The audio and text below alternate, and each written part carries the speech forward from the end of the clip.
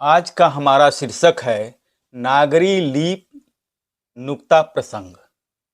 हम आज देवनागरी लिपि और अरबी फारसी लिपि में अंतर करते हुए आपको नुक्ता के बारे में बताएंगे। पहले हम अरबी फारसी लिपि में जो नुक्ते का महत्व है उसकी ओर आपका ध्यान खींचते हैं। देखिए, अरबी फारसी लिपि में, जिसको उर्दू लिपि भी कहते हैं, उसमें ये अक्षर हैं बे, पे, ते, टे, से। ये 5 अक्षर पर ध्यान दीजिए। इसमें जो बे है उसमें नीचे नुक्ता 1 है, पे है उसमें 3 नुक्ते हैं नीचे में, और ते है उसमें 2 नुक्ते हैं ऊपर में। के है इसमें नुक्ता नहीं है, बल्कि एक बी की तरह, अंग्रेजी की बी की तरह जो है एक अक्षर है, निशान है। और से जो है उसमें 3 नुक्ते हैं। आप देखिए कि ये सारी आकृतियां जो है, नुक्ते को आप छोड़ दीजिए तो ये सारी आकृतियां एक जैसी हैं, लेकिन नुक्ते की वजह से इनकी जो है, इनके नाम बदल गए हैं और इसकी ध्वनि बदल गई है। जैसे बे है तो बे में 1 नुक्ता नीचे है, इसकी ध्वनि ब है। पे में 3 नुक्ते हैं, इसकी ध्वनि प है। और यही बात देखिए कि जो से है, से में नुक्ता जब ऊपर चला गया है, 3 नुक्ते इसमें ऊपर चले गए हैं, तो इसकी ध्वनि स हो गई है और अक्षर का नाम हो गया है से। और यहाँ जो इस आकृति के नीचे 3 नुक्ते हैं, इसकी ध्वनि प है और अक्षर का नाम पे हो गया। तो इस तरह से आप देखते हैं कि एक ही आकृति के अंदर जब नुक्ते ऊपर नीचे हो जाते हैं तो अक्षरों के नाम बदल जाते हैं, उनकी ध्वनियाँ बदल जाती हैं। इसी तरह से अब एक दूसरी आकृति पर ध्यान दें। देखिए कि इस तरह से हमारे कुछ च जैसा, हिंदी के च जैसा ये है, आकृति है। तो ये आकृति 4 आकृतियाँ देखिए, आप यहाँ देख रहे हैं 1 2 3 4। अब नुक्ते के लगने से, जगह बदलने से कैसे इनके नाम बदल जाते हैं, ध्वनियाँ कैसे बदल जाती हैं। अब देखिए, यह है जीम, जीम में 1 नुक्ता नीचे लगा हुआ है। यह है चे, चे में 3 नुक्ते हैं अंदर में। हे में कोई नुक्ता नहीं है। खे में 1 नुक्ता ऊपर है। तो इस तरह से जीम, चे, हे, खे, इसकी ध्वनि हुई क्रमशः ज, च, ह और ख। बहुत प्रसिद्ध है कि नुक्ते के हेर फेर से खुदा जुदा हो गए।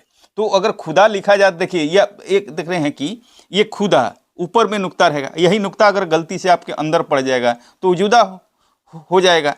तो इस तरह से आप देखते हैं कि एक ही आकृति में नुक्ता लगा देने से कैसे जो है अक्षरों के नाम बदल जाते हैं, उसकी ध्वनियाँ बदल जाती हैं। ये अरबी फारसी लिपि की खासियत है।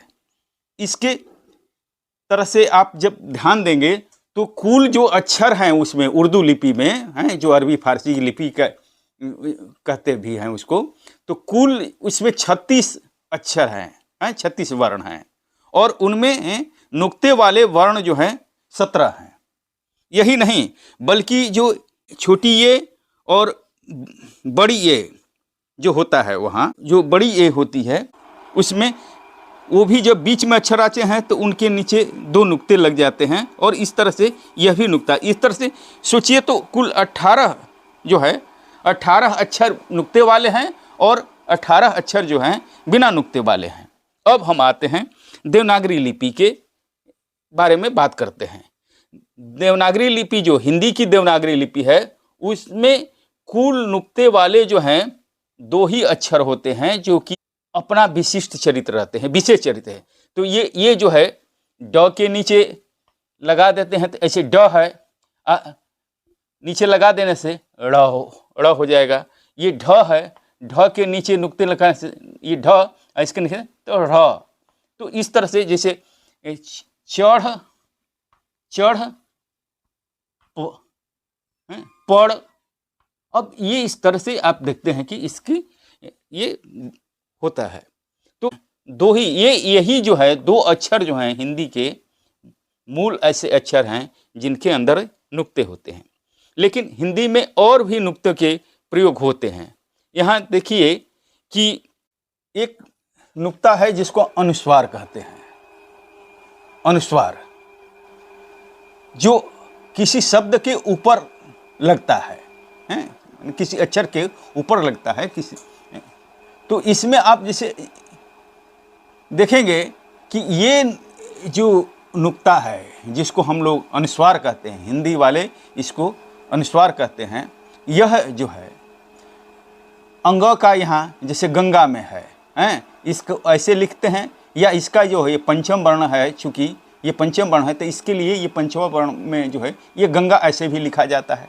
उसी तरह से ये पाँचवें वर्ण है, माने कवर का ये पाँचवा वर्ण है, ये चवर का पाँचवा वर्ण है, ये टवर का पाँचवा वर्ण है, ये तवर का पाँचवा वर्ण है, ये पवर का पाँचवा वर्ण। ये पाँचों वर्णों के लिए, ये पाँचवें वर्ण के लिए जो है एक विकल्प के रूप में इनका अनुस्वार हो जाना है। जैसे कि आप देख रहे हैं गंगा, चंचल, ये इसका तो ये हो गया। कुंडल, कुंडल ऐसे लिखा जाता है, तंतु ऐसे लिखा जाता है, पंप ऐसे लिखा जाता है। तो इस तरह से आपने देखा कि जो पांचवें वर्ण जो हैं कैसे वो अनुस्वार में बदल जाते हैं। तो इस तरह से यहाँ किसी एक वर्ण के ऊपर लगने से नहीं या नीचे लगने से नहीं फर्क पड़ता है, बल्कि उसको इस तरह से बदल जाने से, उसका रूप ही बदल जाने से, उसका उच्चारण बदल जाने से कैसे वो अनुस्वार जो है, ये एक नुक्ता जो है कैसे अलग अलग ध्वनियों को व्यक्त कर रहा है। अब हम आते हैं चंद्रबिंदु पर। ये चंद्रबिंदु क्या है? चंद्रबिंदु भी एक तरह का अनुस्वार है, लेकिन ये अर्ध अनुस्वार है, आधा अनुस्वार है। ये आधा अनुस्वार है। ऐसे चंद्रबिंदु हम लिखते हैं। इसमें देखिए कि एक नुक्ता लगा हुआ है। लेकिन इसका उच्चारण जो यहाँ थोड़ा अनुस्वार में जो जोर पड़ता है वह यहाँ आधा हो जाता है। जैसे आप देखिए हंस, हंस में अनुस्वार लगा हुआ है तो ये पूरा जोर पड़ रहा है ह पर अनुस्वार होने से हंस, इस तरह का उच्चारण है। लेकिन जैसे ही ये चंद्रबिंदु आप इस बदलते हैं, उसकी जगह पर देते हैं, तो इसका उच्चारण होता है हंस। हंस, हंसना के अर्थ में हो जाएगा। ये हंस जो है एक पक्षी के रूप में, तो अनुस्वार वाला एक पक्षी का अर्थ देता है, और ये जो हंसना का जो अर्थ देता है, ये हंसने की जो क्रिया है उसमें।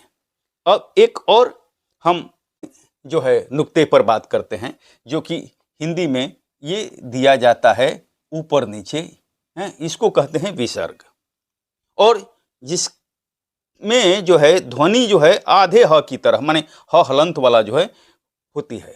अब उदाहरण के तौर पर जैसे स्वतः, अंततः, मुख्यतः, ये लगा हुआ है ना नुक्ता, यानी नुक्ता माने बिंदी। तो ये जो बिंदियां लगी हुई हैं ऊपर नीचे, इसको विसर्ग कहते हैं, और ये ह की ध्वनि देता है। ये आम तौर से ये सारे जो हैं अनुस्वार, चंद्रबिंदी, इस तरह के जो ये तीन हैं, ये अक्षरों के ऊपर लगते हैं और किसी भी अक्षर पर लग सकते हैं, और उसका इस तरह से उसके उच्चारण में मदद करते हैं। ये लग करके उसका रूप नहीं बदलते, रूप सिर्फ यही बदलते हैं कि ये ड है, ड है, नुक्ता लग गया तो ड़ हो गया, ये ढ है, नुक्ता लग गया तो ढ़ हो गया। लेकिन बाकी अक्षरों के साथ देखिए कि उससे उसका उस तरह से रूप नहीं बदलता, बल्कि वो अलग अलग वर्णों के लिए, अलग अलग वर्णों के लिए ये इस तरह से ये काम करते हैं। तो इस तरह से देखिए कि जो देवनागरी लिपि है उनका नुक्ता, उसकी बिंदियाँ, और अरबी फारसी लिपि की बिंदियों में कितना फर्क है कि यहाँ केवल एक आकृति के अंदर एक नुक्ता लग जाता है तो वो अक्षर ही बदल जाता है, उसकी ध्वनि बदल जाती है। जबकि ऐसा देवनागरी लिपि के साथ नहीं है, वो अक्षर वही रहता है, लेकिन उसका उच्चारण जो है बदल जाता है। तो इस तरह से आपने देखा कि हिंदी और देवनागरी लिपि में अलग अलग तरह से नुक्तों का व्यवहार है।